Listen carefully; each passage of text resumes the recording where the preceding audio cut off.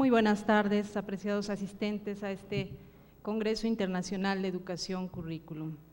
Para continuar con las actividades programadas, esta tarde nos acompaña el doctor Jurjo Torres Santomé, quien disertará la conferencia magistral Las nuevas políticas y reformas educativas y la construcción de personalidades neoliberales desde el sistema educativo.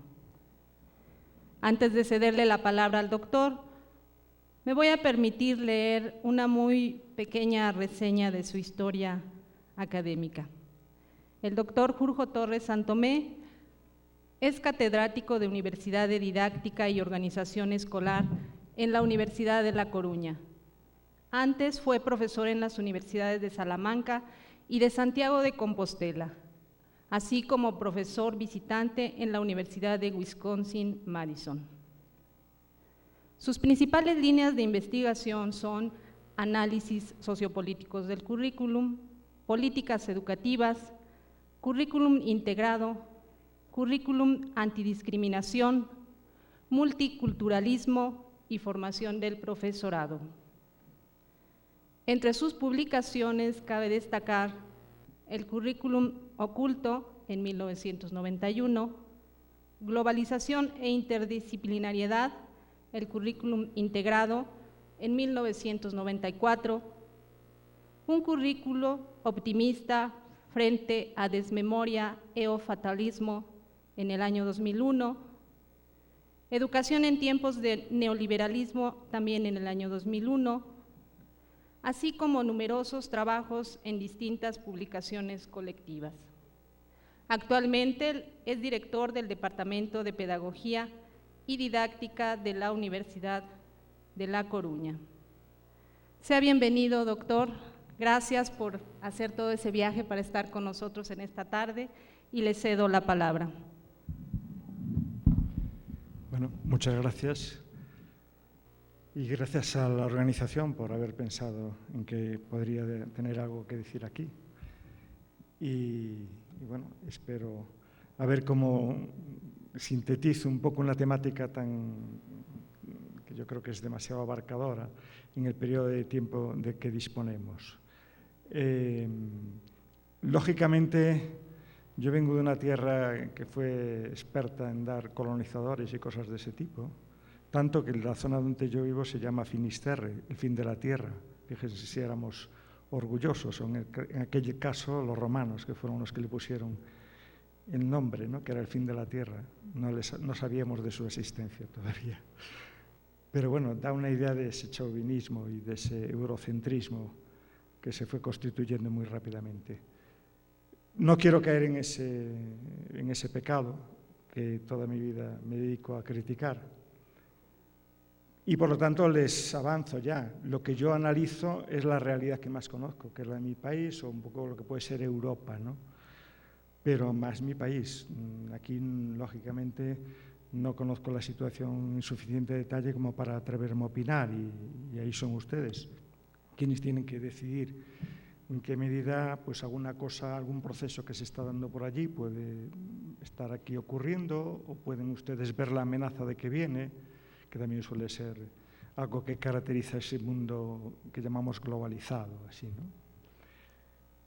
Lo que yo pretendo presentarles es un poco ver en qué rol juega el sistema educativo en este mundo en el que estamos viviendo, que es decir, de cómo el sistema educativo no lo podemos ver como un ente aislado de todo lo que es la organización de toda una sociedad y el gobierno de toda una sociedad, sino que lógicamente es una pieza de ese engranaje y que suele funcionar bastante bien engrasado todo él para que el mecanismo y toda esa estructura que llamamos se reproduzca.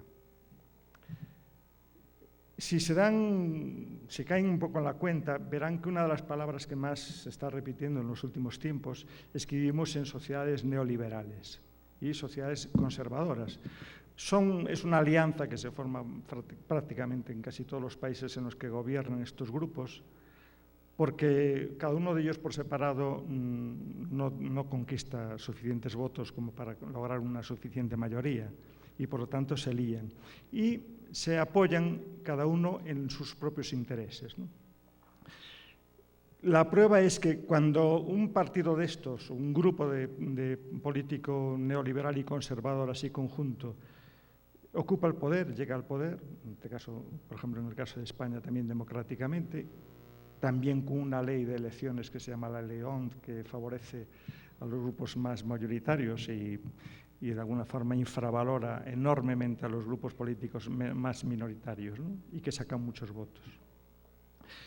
Desde el momento que llega, toda la estructura política del Estado empieza a ponerse patas arriba y se empiezan a producir cantidad de transformaciones, de reformas, como ellos llaman. Reformas de un calado muy grande y que, lógicamente, también le van a afectar al sistema educativo. Es decir, nosotros tenemos, ya tuvimos y seguimos teniendo unas reformas en la legislación laboral enormes, de un calado increíble, que según la Administración y este nuevo vocabulario que nos están enseñando últimamente, es una reforma que pretende flexibilizar el mercado laboral. Traducido al castellano que todos entendemos, facilitar los despidos de los trabajadores y trabajadoras y contratos que llamamos basura, en una palabra, pero que ellos llaman flexibilizar. Se producen reformas en la administración pública, se producen reformas en todo el aparato económico y financiero, se producen reformas en la justicia, en la sanidad, en los servicios sociales, y casi todos van en la misma dirección, que es privatizar. Es decir, estos grupos políticos no creen en el Estado como una representación que puedan ellos organizar y preocuparse de los colectivos sociales más desfavorecidos o que tienen más problemas, ¿no? Sino que lo que creen es en esa mano del mercado que dicen ellos funciona positivamente. Nunca lo demostraron, más bien siempre los efectos son perversos, etc. Y se necesita también hacerle ver a la población que eso es normal, que ese sistema es el mejor del mundo. O sea, se trata de conformar un sentido común que veamos como normales y sobre todo veamos como lógicas este tipo de propuestas que se están haciendo en todos los diversos campos de la Administración. Por lo tanto, el sistema educativo no va a quedar al margen, ni mucho menos, sino que inmediatamente se anuncian reformas. Este gobierno llegó y yo creo que no les dio tiempo a elaborar una reforma. Ya la tenían preparada los grupos ideológicos que tienen detrás, porque en muy poco tiempo puso una reforma del sistema educativo, pero de arriba abajo, de todo lo que afecta a todos los niveles, a todos los ámbitos y todas las funciones que cumple el sistema educativo. Pensemos, antes de nada, ¿qué es un sistema educativo? Un sistema educativo es un proyecto político, en el sentido mejor de la palabra, porque esta palabra también nos la quieren pervertir, ¿no? Es un político en el sentido de lo público, de lo que diría Hannah Arendt, el tratar sobre el entre las personas, ¿no? Pues un sistema educativo es ese proyecto político de tratar de construir un futuro, de perfeccionar el presente a través de la mejora de la formación que tienen las nuevas generaciones. Por eso es un proyecto muy optimista y muy generoso que hacen las generaciones adultas, de poner las condiciones para que esta generación que nace ahora, que está ahora, sea mucho mejor que la nuestra. Esa es un poco la intención que tenemos la mayoría de los ciudadanos y ciudadanas. Por lo tanto, toda reforma educativa parte de un así somos, es decir, que es cómo somos, cuáles son nuestros puntos fuertes, por lo tanto, lo que habrá que seguir apoyando y reproduciendo, y cuáles son nuestras debilidades y lo que funciona fatal. Por lo tanto, que habrá que transformar y necesitaremos una generación que ayude también a que sea educada de tal forma que no permita caer en los mismos errores en los que venimos cayendo. Es decir, eso es el así debemos, así queremos que sea el mundo. Y es en función de esos análisis que hacemos y de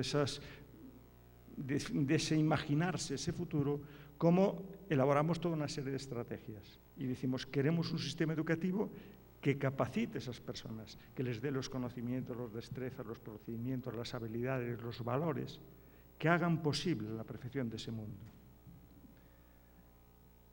Eso es lo que dice la lógica. Lo que dice la realidad es diferente. Lo que dice la realidad es que en ese definir como así somos y así queremos ser, Hay colectivos que tienen voz y colectivos que no tienen voz. ¿Quién tiene la voz? La OCDE.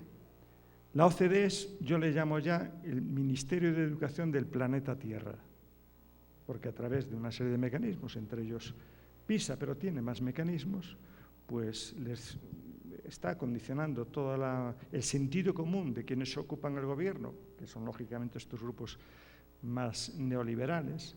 Que ustedes piensen que la OCDE no es la UNESCO, es una organización economicista que le preocupa exclusivamente el desarrollo económico, no le preocupa otra cosa. Y todas sus políticas van ahí. Luego volveremos un poco sobre eso. Son organizaciones como el Fondo Monetario Internacional, el Banco Mundial, que son los que se dedican a hacer los préstamos a los gobiernos, pero con cantidad de cláusulas. Cláusulas que incluyen también medidas en el sistema educativo, aunque eso no se visibiliza fácilmente, porque son cláusulas que es difícil acceder a ellas. Yo les garantizo que es así. O las organizaciones empresariales y las organizaciones financieras son las que están siendo escuchadas. En nuestro contexto, en nuestro país, la Conferencia Episcopal y el Vaticano, que es decir, el poder político de la Iglesia, no las comunidades de base, el otro tipo de iglesia, sino este tipo de poder político eclesiástico, los economistas neoliberales, por supuesto, las fundaciones filantrocapitalistas, por ejemplo, por ponerles un ejemplo de una que conocerán, es por ejemplo la Fundación Bill Gates, pero que nosotros tenemos en España otras redes y que aquí seguro que tienen también otras redes que funcionan así. Son estos grandes capitalistas, estas grandes empresas súper ricas, que de repente les entra una necesidad de hacer un poco de caridad, pero la hacen marcando sus intereses, claramente. Los grupos de presión y los grupos que diseñan ideológicamente y les dan las normas a estos grupos conservadores y neoliberales, y grupos como G7, G9 y G20. Si ustedes miran de qué hablan, verán que siempre hay una reunión de los ministros de Educación y ahí deciden cosas. Entre ellos, hace poco decidieron lo de la educación financiera, que luego hablaremos. ¿A quién nos escucha?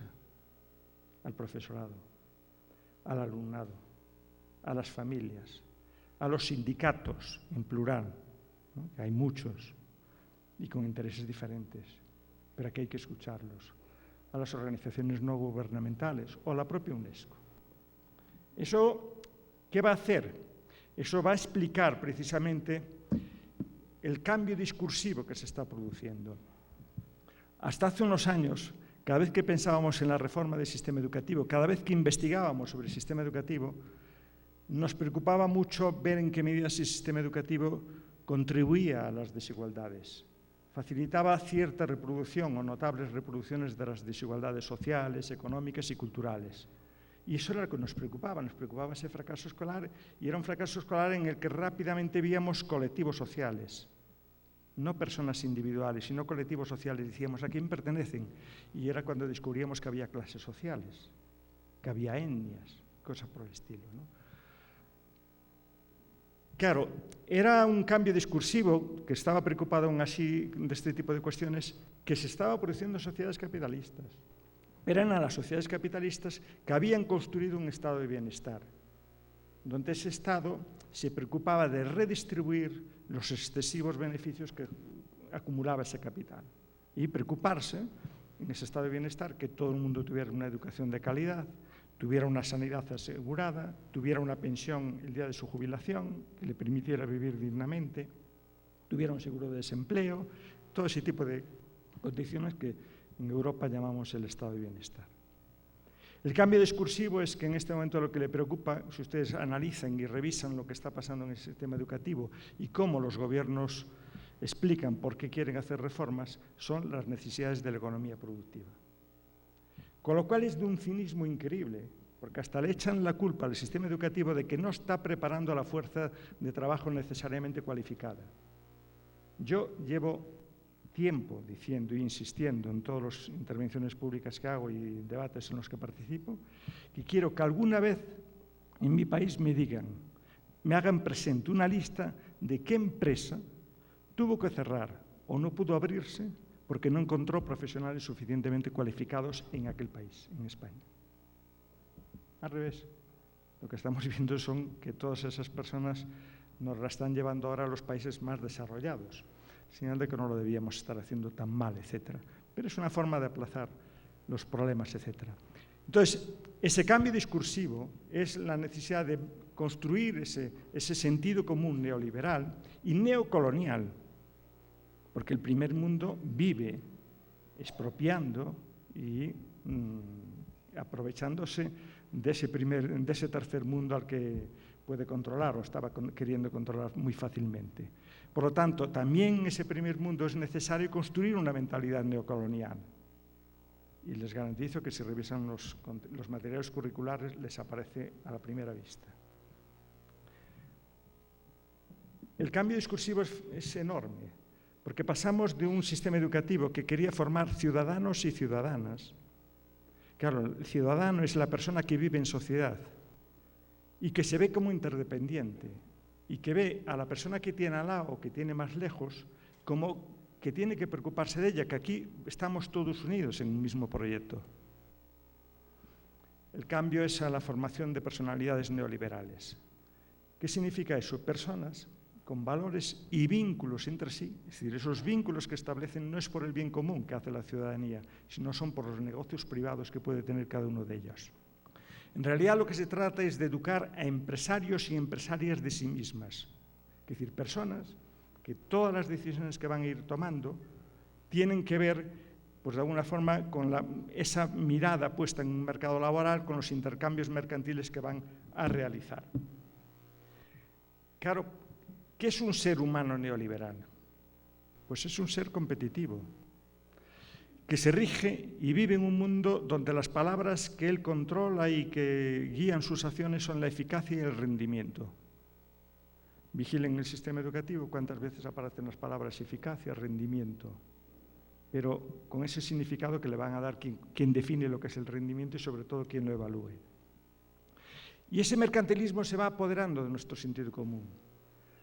Y tenemos ya un ser humano que está obsesionado con ideas mercantiles, que planifica toda su vida, todas sus relaciones personales, interpersonales, su tiempo de ocio, todo desde ese punto de vista mercantilista. Y eso hasta las relaciones interpersonales. Una de las cosas que llama la atención en los últimos estudios que se vienen haciendo sobre este tipo de cuestiones es cómo las personas que caen en situación de pobreza o en desempleo, pierden el empleo, rápidamente rompen los contactos y las amistades que tenían con las personas con las que antes estaban trabajando en la misma empresa. Ya no es necesario para ese intercambio, ese empresario de sí mismo que busca rentabilidad también en las elecciones interpersonales, etc. Que se guía por una racionalidad positivista, y luego veremos cómo se la van a construir bien específicamente, que cree que el conocimiento es objetivo, neutral, cuantificable, que es consumible y que es estandarizado. Es decir, esas medidas que podemos caracterizar por ese tipo de racionalidad, entre otras que hay más, etc.